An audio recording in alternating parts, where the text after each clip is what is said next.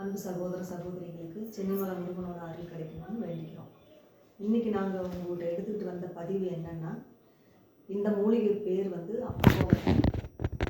இது வந்து கோவத்தலையிலேயே இது ஒரு வகை அப்பகோவத்தலை. கோவத்தலை வந்து 5 விரல் மாதிரி விரிஞ்சிருக்கும், தனித்தனியாக பிரிஞ்ச மாதிரி இருக்கும். இது வந்து வெத்தலை மாதிரி, வெத்தலைக்கு காம்பு மேலே இருக்கும், இது வந்து அப்படியே இருக்கும்.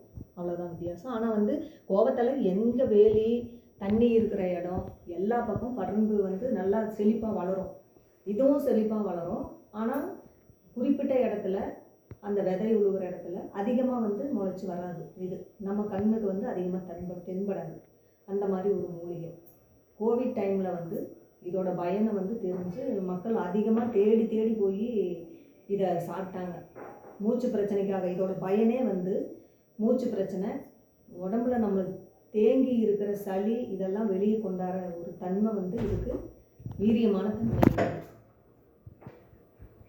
அதனால் வந்து இதை நீங்கள் ஏதாவது ஒரு வகையில் சாப்பாட்டில் எடுத்துக்கணும். எப்போ வாரத்தில் 1 நாளோ 2 நாளோ அப்படி எடுத்துக்கணும். உங்களுக்கு பக்கத்தில் பெரியவங்கக்கிட்ட கேட்டு கிடச்சிதுன்னா சாப்பிடுங்க.